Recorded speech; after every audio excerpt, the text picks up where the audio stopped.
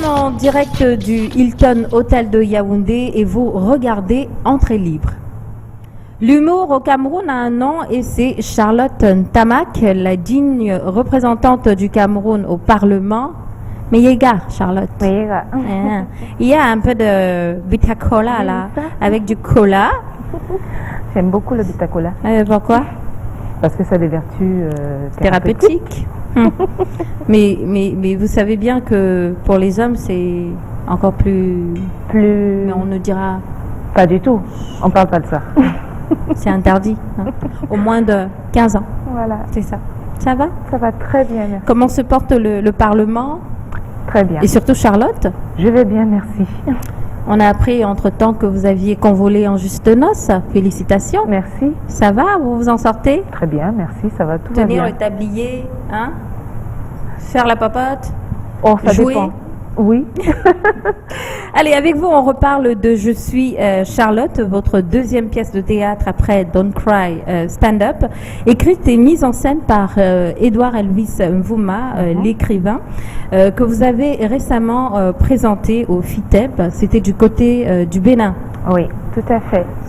Et c'était du 16 au 24 novembre. Ça s'est bien passé. C'était super. On a fait 3 dates et le public était vraiment très très convivial. Et c'est vrai que c'est une pièce qu'on découvrait au Bénin pour la première fois, mais c'était très, comment dire, ils étaient très surpris, mais aussi très heureux de voir cette pièce. Ce d'autant plus qu'elle parle de vous, de l'endroit d'où vous venez. Je crois savoir que parmi les quartiers qui vous ont vu grandir, il y a le Kansik à Douala. Cité Sik, oui. Cité Sik à Douala. À Shanghai. À Shanghai. La vie là-bas, oui. Elle était faite de haut et de bas. Oui, comme tous les quartiers populaires du Cameroun, mais c'est un quartier spécial parce que c'est là-bas que j'ai vraiment pris mes premiers pas, l'amour de l'art et tout, parce qu'il y avait parfois pendant les grandes vacances des kermesses, il y avait beaucoup d'activités culturelles qui se déroulaient dans mon quartier. Alors il y avait aussi des femmes qui aimaient bien faire le tchotchori. Dans Charlotte, Je suis Charlotte, vous ne leur faites pas de cadeaux. Dans Je suis Charlotte, je parle beaucoup plus de Charlotte, de moi. Il y a beaucoup de vérité et aussi un peu de fiction parce que c'est surtout un stand-up pour parler de moi, mais aussi m'ouvrir sur le monde. Et c'est la meilleure façon de parler de soi. Alors il faudrait peut-être préciser que cette espèce d'autobiographie, vous l'avez écrite, en fait vous l'avez mise en scène après l'attaque du journal Charlie Hebdo. Nous sommes en janvier 2015 par là. C'est vrai. En fait, l'attaque de Charlie Hebdo m'a inspiré ce spectacle, certes. Le hasard a voulu en fait que je m'appelle Charlotte. Et c'est le hashtag Je suis Charlie qui m'a donné envie de... Heureux hasard ou... On peut dire heureux ou malheureux, mais le hasard a voulu que je m'appelle Charlotte. Et c'est comme ça que m'est venue l'idée de Je suis Charlotte. Et dans ce texte-là, dans ce spectacle, je parle des présidents, mais aussi de l'identité culturelle, de qui on est.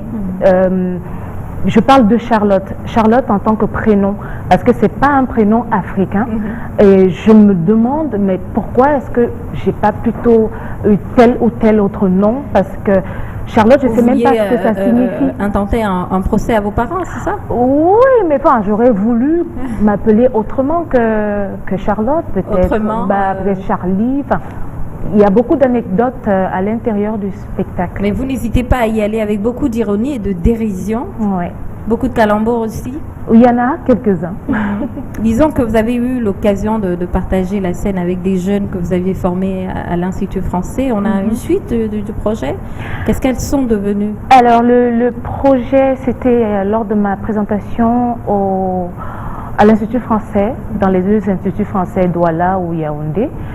C'était uniquement pour les jeunes filles qui s'intéressaient à l'humour, parce que je pense que c'est un métier qui est ouvert aux femmes et il n'y a pas beaucoup de femmes qui font ce métier-là. Et j'avais envie d'intéresser... Vous êtes la première, hein, en tout cas, au Cameroun. Oui, mais j'aimerais qu'il y ait des dizaines et des dizaines de femmes, de filles, peu importe l'âge, on s'en fout. L'important, c'est qu'il y ait des femmes qui osent prendre ce métier à bras-le-corps. Parce que je pense que les femmes ont une parole forte à donner, ont un avis à donner, ont un pouvoir qu'elles n'imaginent même pas. Parce qu'on leur a dit que la femme, en fait... Elle est bonne à la cuisine, quoi. Entre guillemets, par exemple, mais voilà, c'était vraiment pour ça cet atelier. Alors, le projet, il va continuer, peut-être pas dans ces ateliers encadrés par l'Institut français du Cameroun, mais peut-être aussi par une institution, enfin, l'association que j'ai créée, qui va, j'en parlerai le moment venu, qui va encadrer ces jeunes femmes-là. Exactement, voilà. Chez nous. Alors, vous êtes annoncé au mois de mars du côté de Limoges, en France. Oui, dans les Francophonies de Limoges au festival, pour la lecture, pour refaire la lecture de La Poupée Barbue.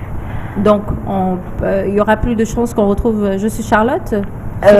Non, en fait, en mars au Festival des Franco, ce sera la continuité de Avignon, parce qu'à Avignon, au mois de juillet dernier, j'ai lu La Poupée Barbue de Édouard Elvis Bouma, d'ailleurs, qui est mon metteur en scène, et c'est la suite en fait de ces lectures-là qui auront lieu à Limoges, à Paris et puis à Bruxelles. Vous avez déjà pensé à une autre pièce?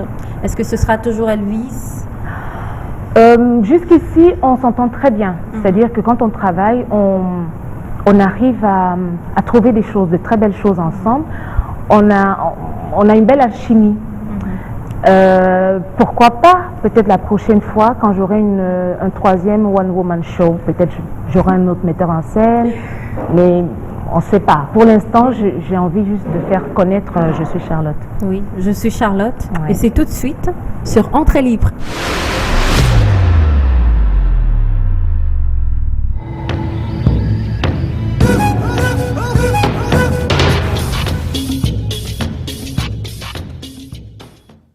Ce que j'aime au Cameroun, c'est que tout le monde est quelqu'un. Moindre chose, tu sais qui je suis. Ton regard croise par hasard celui d'une fille dans la rue. Anti, tu regardes qui avec les mauvais yeux. Tu sais qui je suis. Quelqu'un te manque de respect dans un taxi, tu l'engueules bien bon, comme une bonne fille bassard. Tu sais qui je suis. Tu parles comme ça à qui? Vous me connaissez, non? Tu es qui? Tu demandes ça à qui? À toi, tu es qui? Ah, quitte là, toi-même tu es qui? À Mouf, je ne quitte pas, je quitte que tu es qui? Ça c'est qui me demande que je suis? Oui, tu es qui? Je suis Kekiriki. Le secret, c'est de ne pas se laisser intimider par le « tu sais qui je suis ». Quand quelqu'un vient avec le « tu sais qui je suis », toi tu dois lui faire croire que vrai alors, toi tu es quelqu'un. Ou que tu es la fille ou la femme de quelqu'un. Ou que tu connais quelqu'un qui connaît quelqu'un qui est quelqu'un quelque part. Ceux qui sont alors les vrais, tu sais qui je suis, ce sont les benguistes. D'abord, quand un benguiste débarque au pays, quand tu le vois, tu sais que c'est quelqu'un. Quand il passe à côté de toi, tu sens son parfum, tu sais que c'est quelqu'un. Et le jour où le benguiste te croise au bar, tu te dis seulement, la soie voulait déjà tuer quelqu'un, maintenant c'est le grand de Guinness qui vont sauf que finir avec quelqu'un. Et le jour où quelqu'un manque de respect au benguiste, le benguiste lui sort. Ah ben regardez-moi qui me parle. Ça c'est quelqu'un? Tu sais qui je suis? Le jour où tu arriveras à Paris, mon cher, tu sauras que je suis quelqu'un. Un bon jour, tu débarques à Paris, tu l'appelles, quelqu'un décroche, c'est lui. Papa, voilà donc quelqu'un à Paris. Le gars reste silencieux comme s'il n'y avait plus quelqu'un au bout du fil parce qu'il se dit quelqu'un peut venir devenir quelqu'un devant quelqu'un ici comme des blagues. Et comme tu as son adresse, tu débarques donc chez lui. Il te sort, gars, on n'est pas au pays ici. Quelqu'un ne peut pas débarquer chez quelqu'un comme ça. Toi-même, regarde comment c'est petit ici. Il n'y a même plus de place pour quelqu'un. Mais quand tu lui dis, non, je ne suis pas venu rester, je suis en tournée avec un spectacle. Il te dit, ah, donc il y a déjà quelqu'un qui te loge. Tu lui dis, non, je suis logé à l'hôtel. Il te dit, à l'hôtel? Toi là, tu peux être quelqu'un.